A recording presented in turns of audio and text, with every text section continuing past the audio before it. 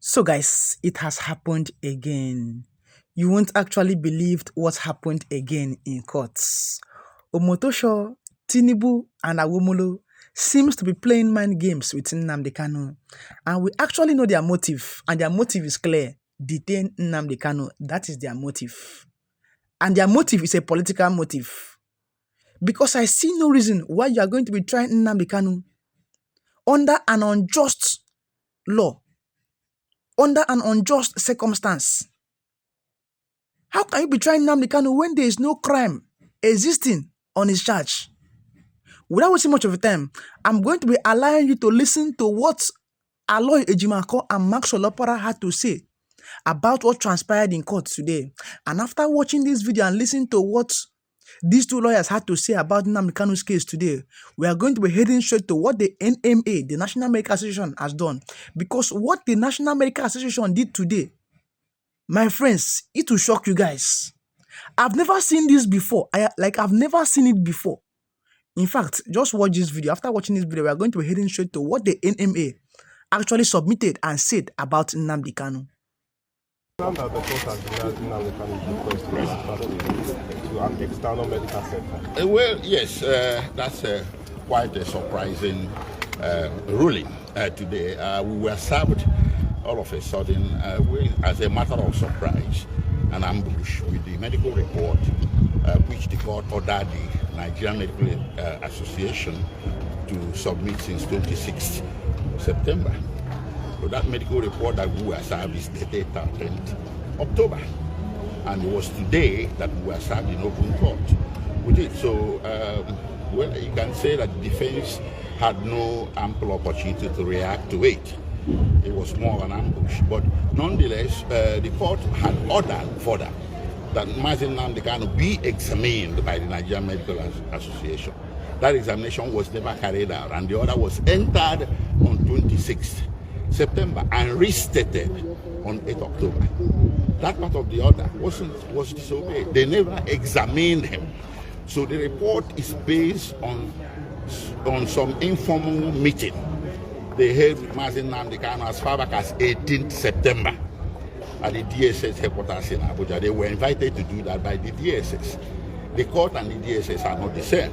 So what we have in court, or what we were served in court today, quite frankly, we cannot be sure where it emanated from. Did it emanate from assumption, or did it emanate from the examination carried out on 18th September before the court entered an order on 26th September? So we were quite surprised from us, and we felt a bit disadvantaged, but the proceedings had to continue at pace as the court wanted it. So at the end of the day, the court made a conclusion and a ruling that Nnamdi Kanu must enter his defense from the 24th of October and conclude his defense by the 30th of October.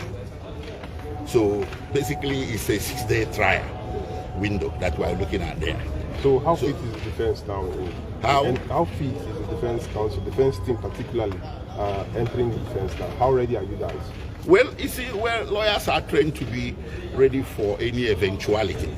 But the justice of the matter is another case altogether. I choose not to comment on that. So wait, we have to comment. Sorry, sir. I'm one of the members of the legal team. This is a public document brought in by the medical council through the prosecution. So they serve us this thing today. And if you watch there, in this particular medical report, you can see all the ailments they say that Nnamdi Kanu is suffering from. And surprisingly, somebody that has all these particular issues, you now, in the last paragraph, to say that from your own distance, you can stand trial. Someone that is passing through all these ailments. Having said that, too, go to make a consequential order. Say, please, go and examine him and report back to me. They never examine Nnamdi Kanu, only for them to come up with this report. Nigerian Medical Council, they should be very careful, because this is a professional body and you are expected to act professionally. Yes. In your report, you are expected, I'm not a medical doctor, but I'm a practicing lawyer. You are expected to show that on this particular day, we obtained his specimen. We carried out this lab, and the lab showed this. We are talking about somebody's life, for goodness sake. You cannot just enter into your office room and you open your system and start writing trash. And you want court to rely on it. And surprisingly, we are expected to take a date for us to go. And because when the court gave us an opportunity to respond, we are ought to have taken a date to confer from our clients. It was when Nnamdi Kanu said, what? We are the people that even gave Nnamdi Kanu this thing. When the court was about to sit, we are talking about somebody's life. Of course, as a matter of this thing, the Igbos are on trial. This is a war against the Igbos.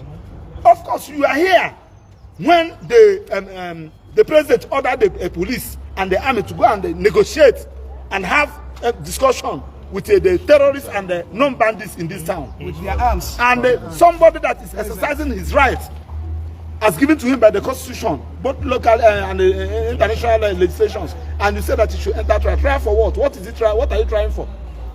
Do you have even jurisdiction? Does the court have jurisdiction to entertain this particular matter? Somebody that has been discharged by court of appeal.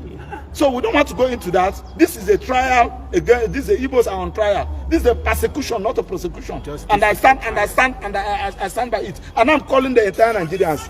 It's the Igbos and the Nnamdi Kanu today. It can be another person tomorrow, and we should stand against it. That's why we are protesting. Why should we be treating a human being like this? Simply because the offense Nnamdi Kanu committed is because he's an Igbo man. Can you do it somebody from the north? Can you do it somebody from the west? You cannot. People have been agitating. Son Bola has been going around agitating for Republic of Oduduwa. Have you arrested him? The answer is no. Because Nnamdi Kanu is an Igbo, and they feel that nobody can speak with him for him. And we are saying no to that. We can never be intimidated. Nobody is more Nigerian than anybody. Nobody is a second-class citizen in this country, and we are going to fight it. I'm begging judiciary not allow yourself to be used. They know what they are doing. Are you telling me that it was on the 13th? Court gave you 2 weeks. After 2 weeks, you now produce this document on the 13th, and you kept it with you. You do not allow us to go and see our client with it, only for you to serve us 5 minutes before court is sitting, and you ask us to respond. Is this injustice or injustice, for goodness sake? We should call evil, and when you call evil, it will stop existing. That is our submission. When there was no evaluation, So guys, it is quite unfortunate that the injustice against Nnamdi Kanu has continued. You won't believe what the NMA submitted to Omotosho in court today. To tell you the truth, the NMA faked a medical report against Nnamdi Kanu to show you that they are joking with Nnamdi Kanu's life. Without wasting much of time, I want to be reading to you what the NMA came out in court and said to show you that even Omotosho himself has been bribed to allow what happened in court today to continue happening. That means they have been bribed. I am certain of it. Look at what the NMA said. They said Nnamdi Kanu fit to stand trial. Ailments, not life-threatening. The National Medical Association of this very country came out and said that Nnamdi Kanu is fit to stand trial. And to bust your brain also, they never took Nnamdi Kanu's blood sample. They never took his blood sample. So how did they arrive to the conclusion that Nnamdi Kanu is fit to stand trial? The injustice against Nnamdi Kanu is too much.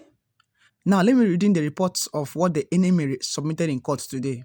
And Omotosho accepted to it. Now, let me read it out to you.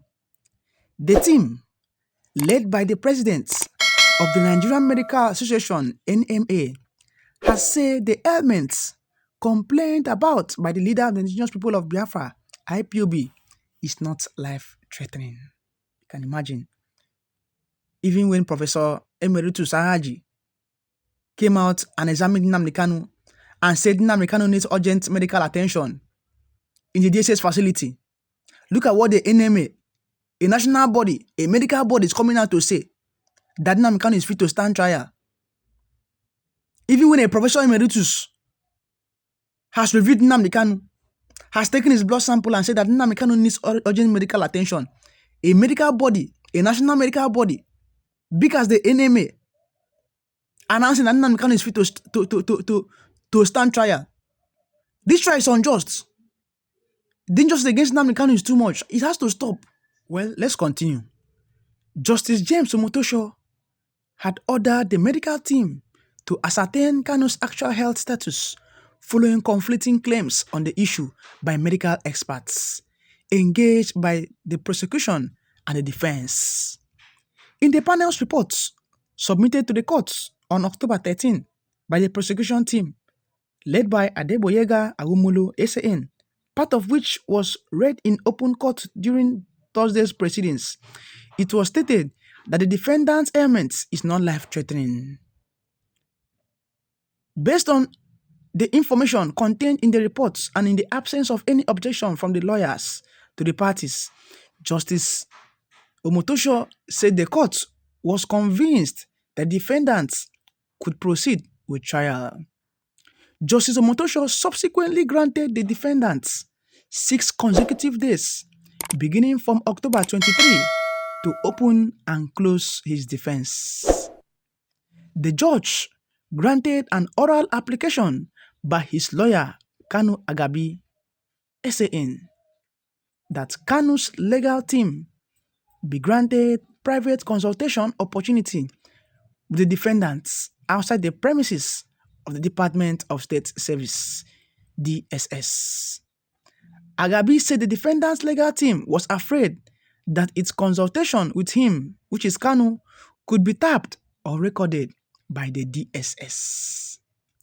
Justice Omotosho also acceded to Agabi's requests that the private meeting with Kanu be held in the courtroom, during which only the defendants and his lawyers would be present.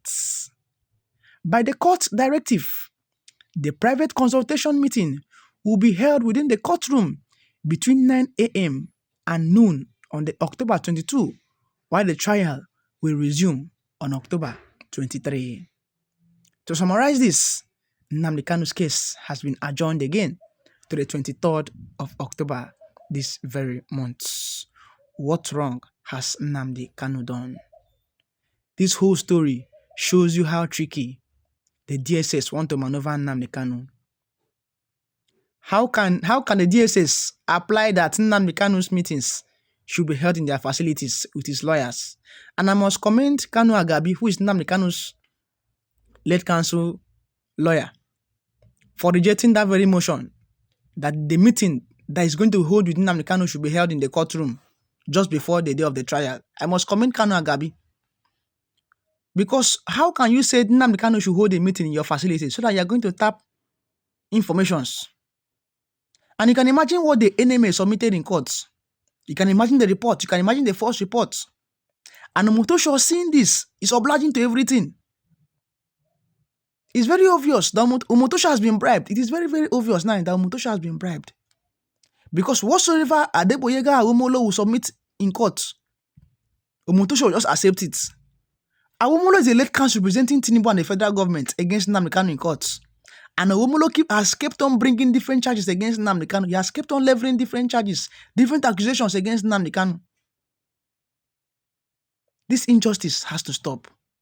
It has to stop. Well, at this point in time, you have heard what the NMA submitted in court today.